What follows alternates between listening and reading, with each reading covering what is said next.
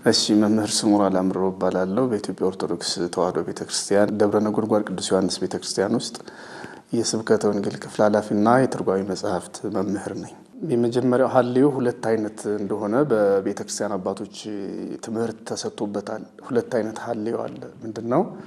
ኃጢአት ሊሆን የሚችል ሐሌውና ኃጢአት ሊሆን የማይችል ሐሌው። ሐሌው ማለት ሐሳብ ማለት አይደለ። ኃጢአትን አስበነው ሳናደርገው የቀረንበት ሁኔታ ይወስነዋል። ለምሳሌ በትርጓሜያችን የተቀመጠው አንድ ሰው ልስረቅ ብሎ በምሳሌ ነው ልስረቅ ብሎ ሄደ። ሊሰርቅ ተዘጋጅቶ ከቤቱ ወጥቶ ሳለ ለምንድን ነው የምሰርቀው? እግዚአብሔር ጉልበት ሰጥቶኛል፣ ጤና ሰጥቶኛል፣ ጊዜ ሰጥቶኛል። ይህን የምሰርቅበትን ጊዜ ብሰራበትስ ለምን ዝቅ ብዬ አልሰራም? እስከ መቼ እየሰረኩ እስከ መቼ ሰው እየቀማው ብሎ ተጸጽቶ ቢመለስ ይሄውን የሚያስቀጣ ሐሌው ወይም ደግሞ የኃጢአት ሐሳብ አይሆንበትም። ራሱን ገስጿል፣ ራሱን መክሯል። ነገር ግን ልስረቅ ልቀማ ብሎ ሲሄድ አጋጣሚ ውሻ ቢጮህበት ደግሞ አሁን ያው ካሜራዎች አሉ፣ እነሱ ቢያጋልጡት ሰዎቹ ምንድነው ብለው ቢወጡበት ባለቤት ቢነቃበት ወይ ዘበኛ ቢያባረረውና ሳይሳካለት ቢመለስ ኃጢአቱን እንዳደረገው ነው የሚያዘው። አልተሳካም፣ አልሰረቀም፣ ግን እንደሰረቀ ነው የሚያዘው። ሌሎችም ኃጢአቶች እንደዚህ ናቸው።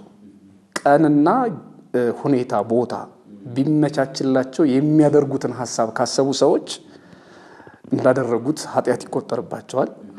ነገር ግን እያሰቡት ይህን ነገር ማሰብ ትክክል አይደለም ብለው ከሐሳባቸው ራሳቸውን የሚመልሱ ሰዎች ደግሞ ኃጢአት ሐሳብ ነው። ሐሳብን እንዴትም ማቆም አንችልም። ሊመጣ ይችላል ሐሳቡን ተቋቁመው ይሄ ነገር ትክክል አይደለም ብለው ራሳቸውን ታግለው የሚያሸንፉ ሰዎች ግን የመንፈሳዊ ውጊያ አሸናፊዎችና ቁስለኞች ነው የሚሆኑት።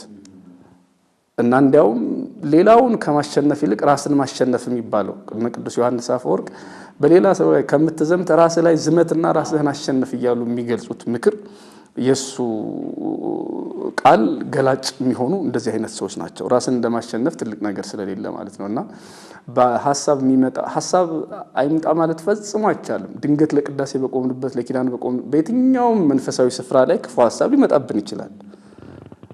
ነገር ግን ያንን ክፉ ሐሳብ ለማቆም አይደለም የኛ ትግል፣ ክፉ ሐሳብ እኛ ላይ ስራ እንዳይኖረው ማድረግ ነው። ለዚህ ነው የሚያስይዝ የምንለው ራሳችንን ስናሸንፍ ነው። በዚህ መንገድ ቅድም እንዳልኩት ደግሞ የማያስይዝ የሚሆነው ራሳችንን ስናሸንፍ ነው። የሚያስቀጣንና ቀኖና የሚያስፈልገው ደግሞ የሚያስበነው በሆነ መንገድ ሳይሳካ ሲቀር ነው፣ ከኛ ቁጥጥር ውጭ በሆነ መንገድ ማለት ነው። ስለዚህ ሐሌው እንደዚህ አይነት ሁለት መንገድ አለው ማለት ነው። ነገራችን ላይ ሐሌው እኮ ጽድቅም አለው፣ ኃጢአት ብቻ አይደለም። ለምሳሌ አንድ ሰው ልስጥ ብሎ አሰበ፣ ነገር ግን የሚሰጠው እላቂ ጨርቅ እንኳን የለውም። ቢያገኝ ስለሚያደርገው እንዳደረገ ነው የሚቆጠረው። ለመብከ ሀብ ወለአልብከ ሐሊ ማለት ካለህ ስጥ፣ ከሌለህ ግን ባገኝ ሰጥ ነበር ብለህ እንኳን በጎውን አስብ የሚሉት አባቶቻችን ለዚያ ነው። እና የኃጢአት ብቻ አይደለም፣ የበጎ ነገርም በጎ ሐሳብ እንደ ጽድቅ ይያዛል ማለት ነው።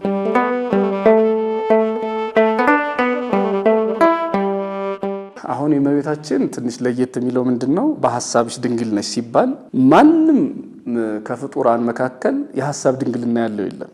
የሐሳብ ድንግልና ለምን እንዳይኖረን ሆነ ያለ እንደሆነ ለምሳሌ እኛ ነቃ ሐሌው ወይም አንቅይታ ሐሌው የሚባሉ አሉ። አንቅይታ ሐሌው የሚባሉ የሐሳብ ምንጮች የሚባሉ ሕዋሳቶች አሉ። ለምሳሌ አይን፣ ጆሮ፣ አፍንጫ፣ ምላስ፣ እጅ፣ እግር እነዚህ ሕዋሳቶቻችን ከዓለሙም ጋር የሚገናኝ ከዓለሙ ትንሽ ለየት ያለ ማብራሪያ ሊኖረው ይችላል እና የስሜት ሕዋሳቶቻችን እንድናስብ ያደርጉናል። ሰው አይቶ ሰምቶ ክፉም በጎም ሐሳብ ሊያስብ ይችላል። እመቤታችን ቅድስት ድንግል ማርያም ግን መጥፎ ሐሳብ እንዳታስብ ርዕይ ከሚባል ወይም በማየት ከሚመጣ ኃጢአት ተጠብቃለች። አይኗ ድንግል ነው ማለት ነው። በመስማት ከሚመጣ ኃጢአት ደግሞ እንድትጠበቅ ሰሚ ከሚባል በመስማት ከሚመጣ በማየትም ከሚመጣ ኃጢአት በአጼኖ በማሽተት የሚመጣ ኃጢአት ደግሞ እንዳይኖር አጼኖ የሚባል በአፍንጫ የሚመጣ አለ። አባ መርቲያኖስ የሚባል ጻድቅ የተፈተነበት የኃጢአት አይነት ነው።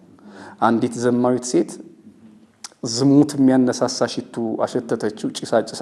ይህንን ሽቱ ለማጥፋትና የስጋ ምኞቱን ለመግራት ሲል እግሩን እሳት ላይ የጨመረ ሰው ነውና ሰው በማሽተትም ሊፈተን ይችላል። የኃጢአት ትዝታ የአፍንጫ ነርቮቻችን በጣም ብዙ ሽታዎችን ማስታወስ ይችላሉ። በነገራችን ማለት ለይተው ይይዛሉ። ያንዳንዱ ሰው ጠረን ለምሳሌ አንዳንድ አይነ ስውራን ሰውን የሚያውቁት በሽታ በጣም ቤተሰቡን ማለት ነው።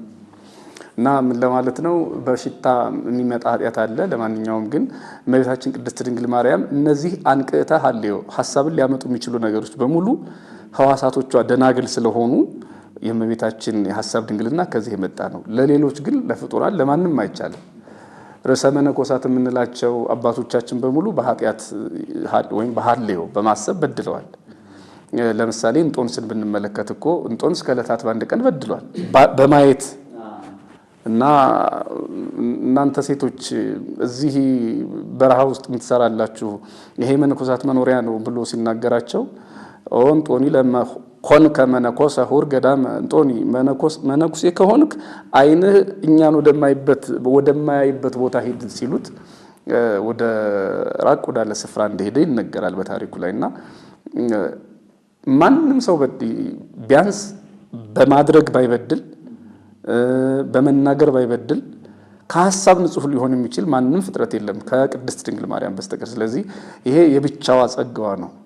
ሌሎቻችን ግን ዓይናችን ባይበድል ጆሮአችን ባይበድል አፍንጫችን ባይበድል አንደበታችን ባይበድል እግራችን እንዲህ እያለ ልንበድል እንችላለን። ስለዚህ እመቤታችን ከፍጡራን የተለየችበት አንዱ ምልክቷ ነው ማለት ነው።